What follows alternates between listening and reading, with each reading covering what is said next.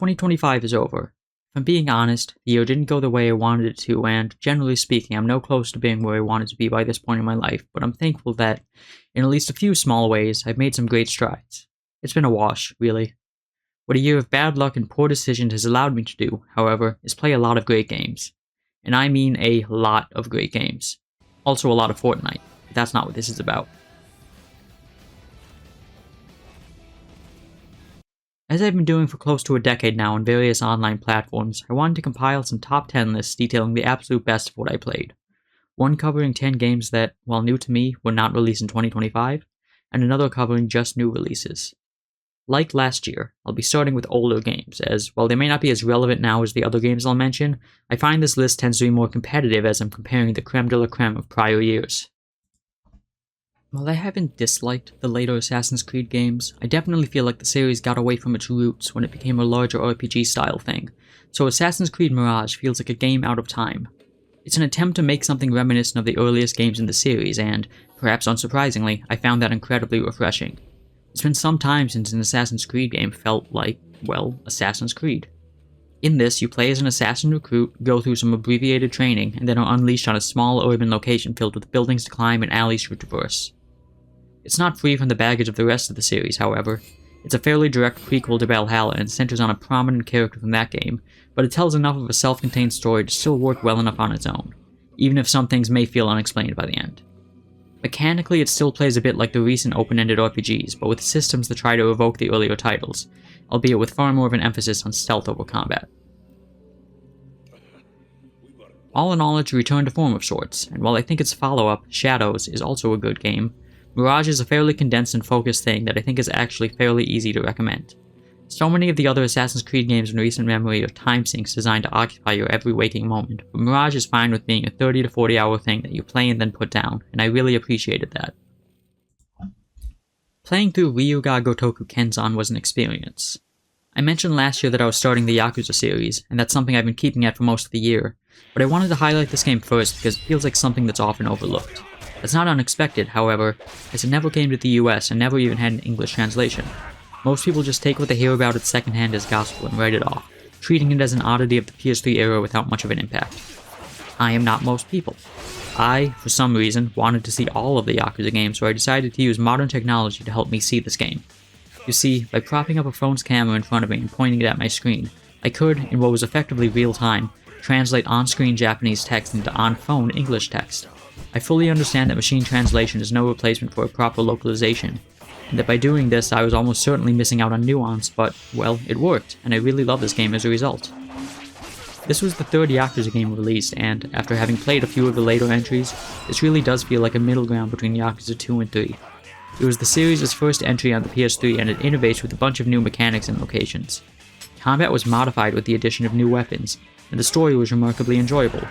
Even with the language difference, my takeaway from this game was that it was every bit a Yakuza game as the rest of the series.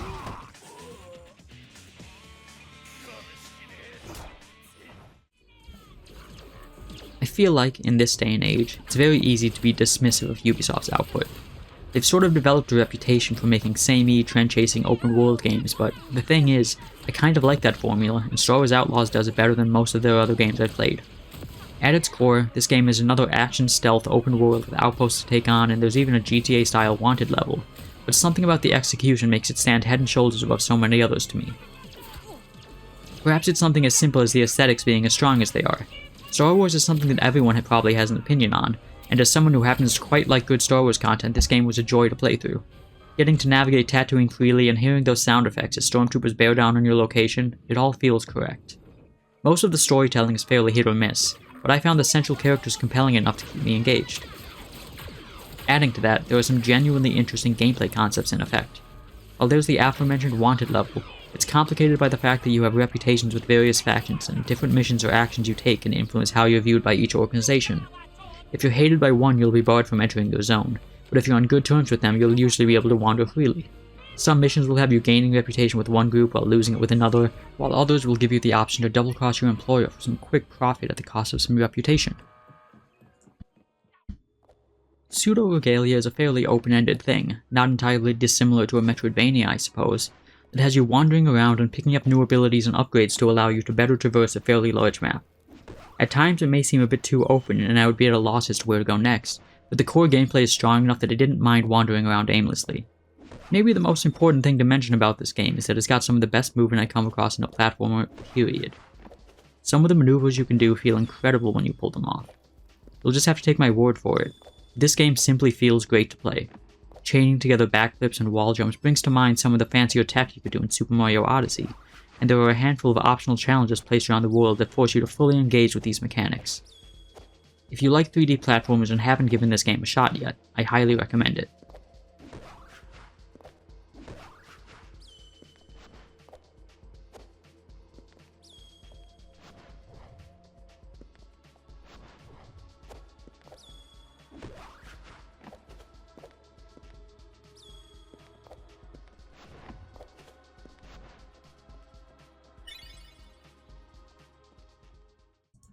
As I mentioned earlier, I love me some Star Wars, and Star Wars Jedi Survivor is some very good Star Wars.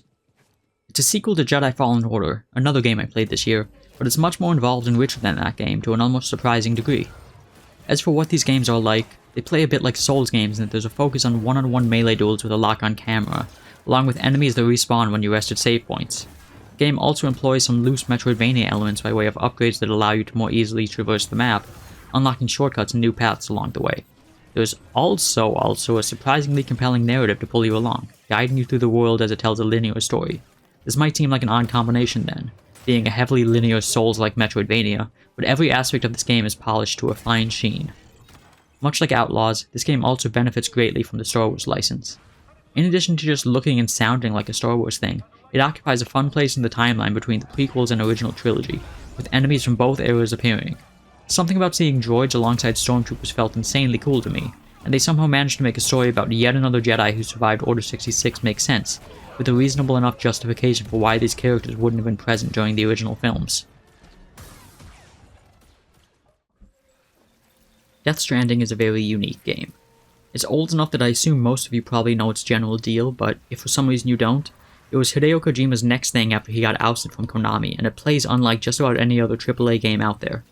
It's a game where you play as a delivery man tasked with, well, delivering cargo to and from remote locations in a post-apocalyptic America. The early parts of the game in particular place a heavy emphasis on optimizing the weight distribution of your load so you don't lose your footing, making each journey through uneven terrain interesting. You need to pay attention to the ground beneath your feet so you don't slip, and in general it's very much a game that simulates the act of walking. Later sections of the game give you vehicles and there are roads to rebuild and ziplines to place that make much of this nitty-gritty movement seem trivial, but it's no less interesting. What starts as a game about micromanaging your traversal opens up into almost a strategic layer where you're trying to efficiently place waypoints and jump between distant locations as quickly as possible. You'll still need to think about how much you're carrying at a given time, but much of the minutiae of the early part of the game fades away after a time. I've been focusing on the gameplay because that's where I think this game shines. There's a narrative that a lot of people adore, but personally it did nothing for me. I think the performances are solid enough, but Hideo Kojima is better at big picture ideas than at individual scenes or dialogue. There's a lot of tedious exposition, there are proper nouns thrown at you. All in all, I felt like the content of the story wasn't particularly engrossing. The game is at its best when you're on your own navigating the wilderness and a song from Low Roar cues up as you're cresting a hill. There's a vibe to this game that is incredible when it's done well, and there's really not much else like it that I've played. Katamari Damacy is, well, it's Katamari. If you somehow don't know what Katamari is, I'll try to describe it. It's a series where you maneuver a ball and, magnetically picking up similarly sized objects that you bump into, are tasked with growing the size of your ball. You might start by picking up pencils, then cups, then cats, then tables, then people, then trees, then a house. There's a very logical and satisfying escalation to every stage where you watch this Katamari grow in size as you frantically run around the map trying to collect everything you can to help you grow. The aesthetics and music of the game are a treat, with the charmingly uplifting backing track motivating you as you pick up lovely low-poly people and objects. There's a strict time limit to each level, and, perhaps because I played the PS3 port of the PS2 original rather than the updated HD version, I found many of the stages to be surprisingly difficult. Despite what the music and visuals might imply, this is not a game you can play mindlessly, and often I found I'd be desperately searching for something, anything, to grow my Katamari up to the next tier to meet the requirements of the given stage.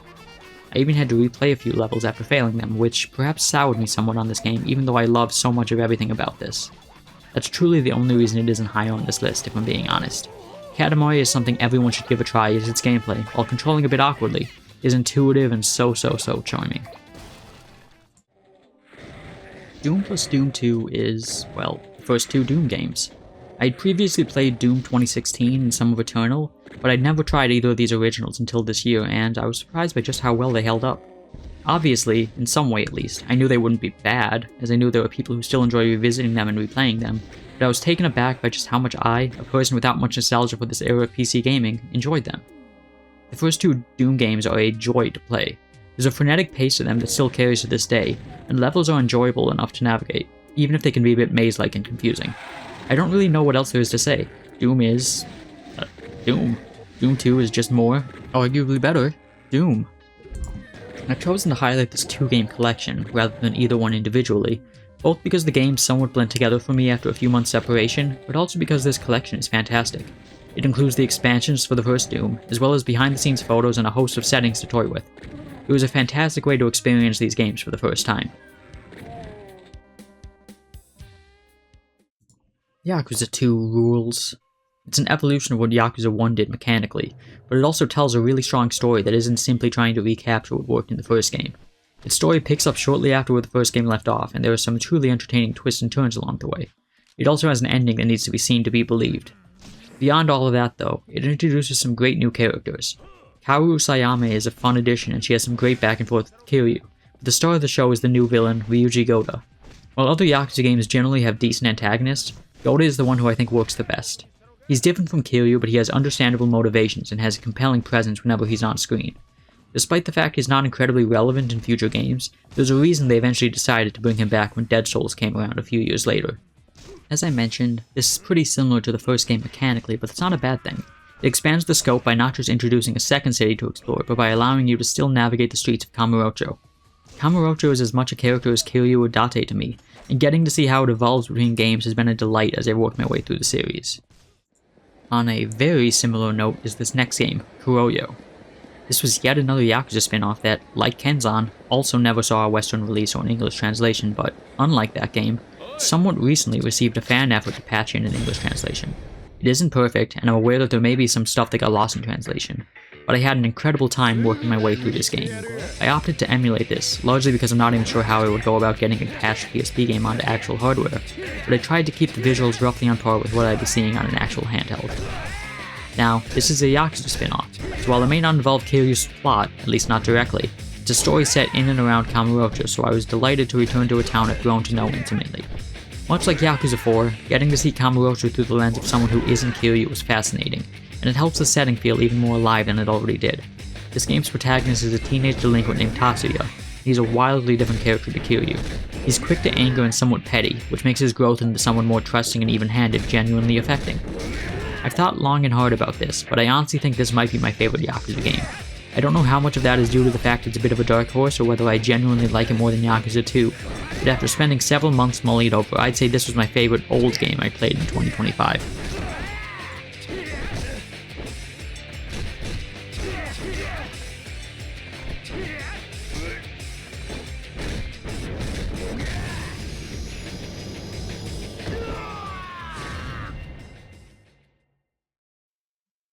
Up next are games actually from 2025, though I sort of stretch that definition a bit when it comes to one of the entries, as you'll soon find out. Expelled is a follow-up to 2021's Overboard, and, much like its predecessor, it's an incredibly compelling narrative game. This one puts you in the shoes of a girl at a boarding school who's been accused of pushing a fellow student out of a window and, in an almost Hitman-like clockwork fashion, you have until the end of the school day to prove your innocence or, failing that, find someone else to take the fall. While Overboard was a game that cast you in an immediately sinister light, the protagonist of Expelled comes across as more sympathetic, if only because she's a child in a world that feels stacked against her. This is a game that will take multiple attempts to complete, as each run gives you a chance to learn more about where to go and at what times, and putting together the perfect day feels immensely rewarding, if you can pull it off.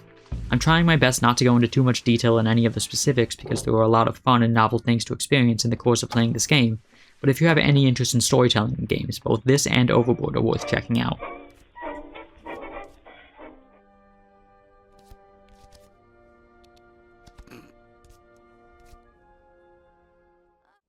Death Stranding 2 is, in some ways, a game I like more than the first. While the original's narrative didn't necessarily click for me, the characters and arc of the second game felt more up my alley. Additionally, the stylistic flair and flourishes that Kojima adds, while a bit much at times or too on the nose, harken back to some of the goofier stuff from the Metal Gear games. There's actually a lot of Metal Gear DNA in this game, from specific narrative callbacks and allusions to mechanics that make parts of this game feel like yet another Metal Gear Solid 5 too. I haven't forgotten you, Metal Gear Survive. While I have my issues with the first game, it's an incredibly distinct thing that carves out its own identity. Just by virtue of this being a sequel, and a largely iterative one at that, this game lacks some of the magic and breadth of the first. That's not to say it's a bad game. In many ways I actually prefer the narrative in this and think its gameplay improvements are all welcome additions, but the reason it isn't high on my list is largely due to the fact it doesn't take as many risks or expand the world as much as I'd have maybe liked. It's an excellent follow-up, and if you like that first game, you'll almost certainly enjoy this one, but if the original put you off, this likely won't change your mind. It's more of the same, for better or worse, but I'm largely okay with that.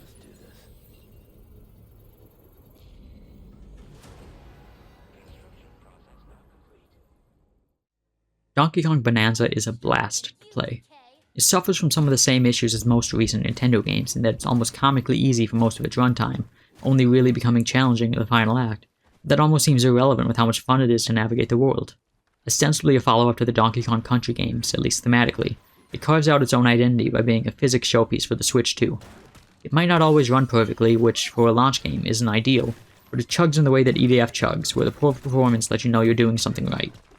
Each location you visit in this game feels unique and different to the last, and you can certainly feel the Super Mario Odyssey team's DNA while playing this. There's a food world, a water-filled one, an island, a harsher metal area. As the game progresses, it gradually becomes less and less a destroy the entire map sort of game, and more a directed platformer. Both approaches are fun, and the times when you let loose on a map that you can freely destroy are a blast, but I think this team is at their best when they're making more linear stuff, and the end of this game is by far the best part. This is a game that's absolutely worth sticking with to the end, and as a showpiece for the Switch 2, feels like something truly next-gen.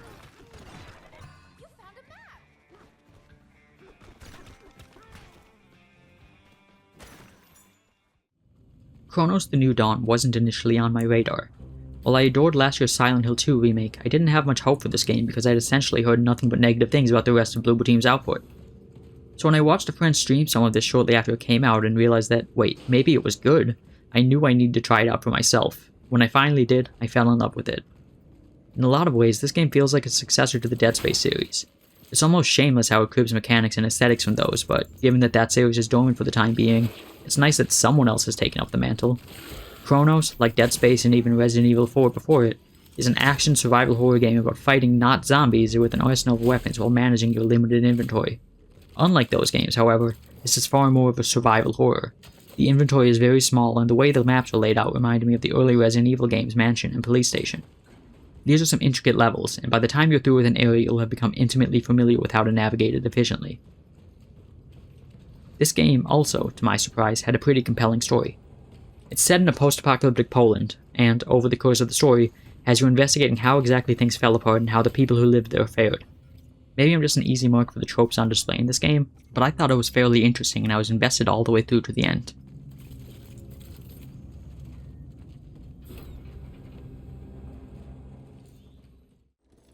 R.E.P.O is the kind of game designed to be played with other people you know and are familiar with, and, in that context, it is excellent.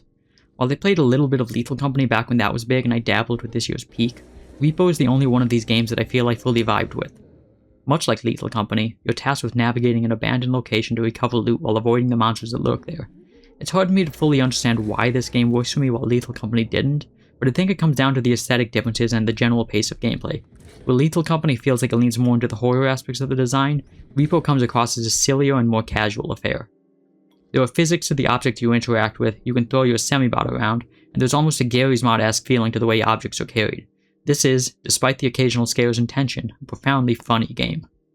Now, this is an early access game, which in prior years would have made this ineligible for my list due to the arbitrary rules I put on myself, but, well, those rules are arbitrary.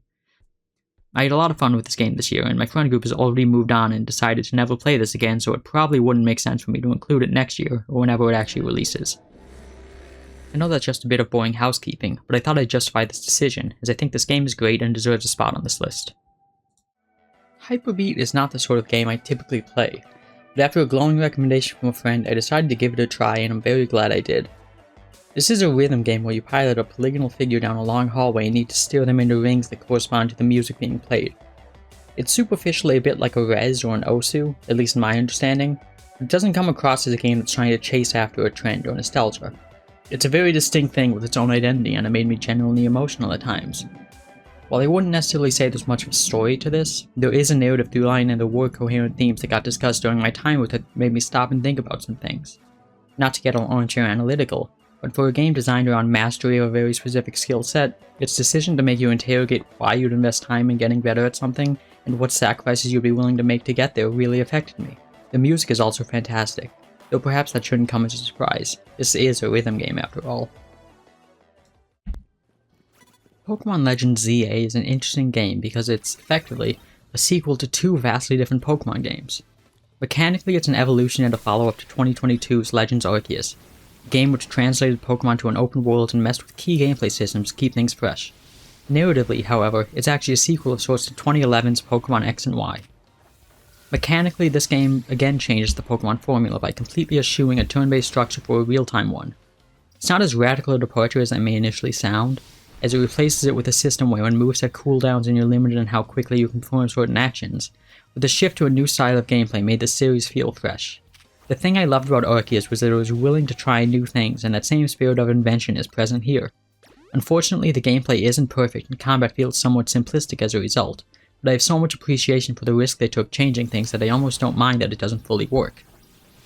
As I mentioned earlier, the story picks up after where X and Y left off, with characters and locations from that game making their appearance here.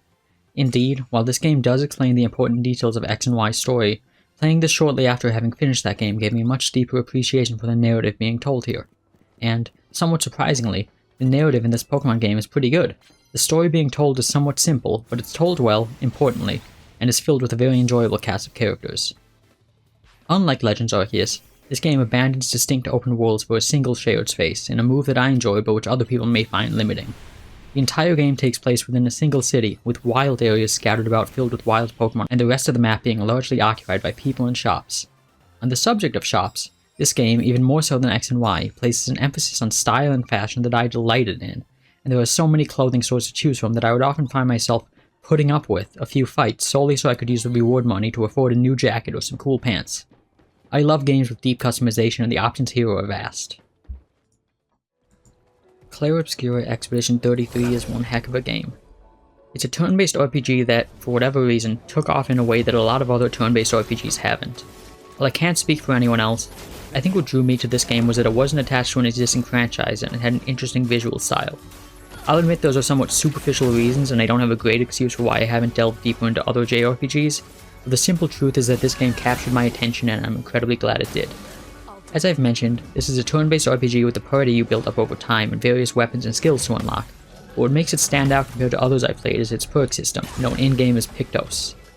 These are essentially perks that you slot into each character, where each perk has an associated point value and you have an allotted budget to draw from for each character. While that may seem straightforward on the surface, the game allows for truly wild synergies and upgrade paths as a result. Progressing through this game and unlocking a new Pictos felt like when I'd pull a new card in Slay the Spire, where the potential for truly game-breaking builds is there if you're willing to work for it. There's also a parry system that further complicates combat.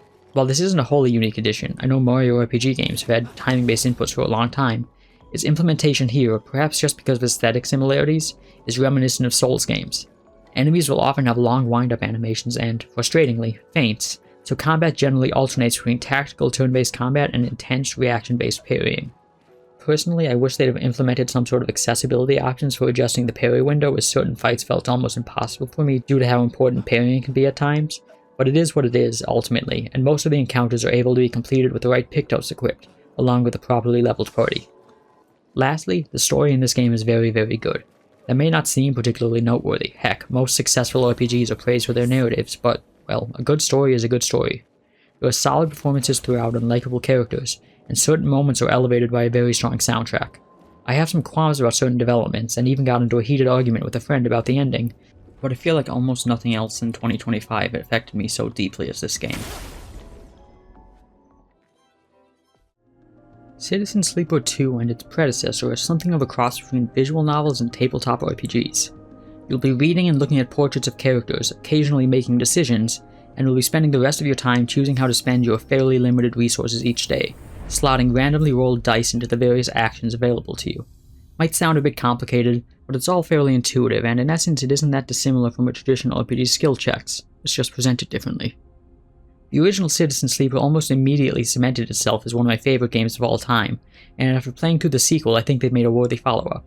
I'm going to be mentioning that first game a lot because, while the second game does have its own identity, it is very much a sequel to that game. That's perhaps the most interesting thing about this to me, that it truly is a sequel to the first game. Where the first game focused on a single location, this expands the scope pretty significantly. I think there are pros to both approaches and I'm not sure which I prefer, but it's hard to deny how much larger this second game is. As for the narrative, if you play the original, this picks up in a fairly logical place, with a new setting and at least a few returning faces. I'll leave the specifics of what it chooses to call back to a mystery, but I went into this assuming it'd effectively be a fresh start for the series, and was continually surprised by how much it felt like it was in conversation with the earlier game.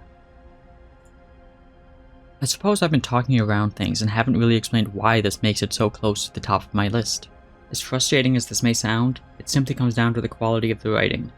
Despite being a far future sci-fi story about a synthetic person, there's a humanity to the characters present that's unlike basically anything else I've played. If you haven't gone through either game, I highly recommend them both, there's not much else out there like them.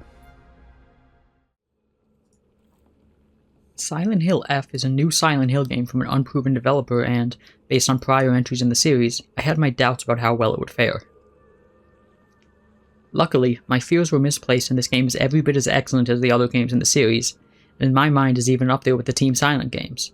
This may be an aesthetic and narrative departure from earlier games because it doesn't feature a rusty otherworld and isn't actually set in Silent Hill, but it feels every bit as coherent and compelling as those more traditional games. Before I get into how it succeeds, I have some criticism. The combat is somewhere between serviceable and bad, and in the back half of the game there is an exceptional amount of combat. It's my understanding that there was a patch that somewhat alleviates this, but this is an action horror game where the action isn't particularly great. That's not new for the series, none of these games barring last year's 2 remake play particularly well, but there's an emphasis placed on the combat that makes the latter parts of the game a bit of a slog, especially on higher difficulties. In Silent Hill fashion, many of the puzzles are also not intuitive. I cheated and sought help online, and you shouldn't feel any shame for doing that either. What helps this is that its story was penned by Ryu Ga 7. If that name isn't familiar to you, he's responsible for the When They Cry series of visual novels, among which Umineko stands as being one of my favorite narratives not only in video games, but in anything. Period. There's a depth to his stories that is on full display here, and this game even employs some of the repetition his stories often contain. You see, this is a game that should not just be played once. I understand it's a lot to ask of someone to play a AAA game multiple times, but subsequent playthroughs reveal new facets of the story, and each time I revisited a sequence, I'd understand more of what was going on and have a more complete idea of the story that I was being told. Ideally, you'd play this game at least 3 times. I played it 5, well, 4.5 times, but I suppose you could get away with just going through it twice and seeing the other endings on YouTube. That might sound like a lot of caveats or something at the top of my list, but I'm only couching it this way because I think the end result is something special and it's worth jumping through a few hoops to get there. So, those are my top 10s for 2025. There were a number of other games I played last year that I would have also loved to highlight, but this is already running long, so I thought I'd save those opinions for another time. Let me know if you're interested in hearing them.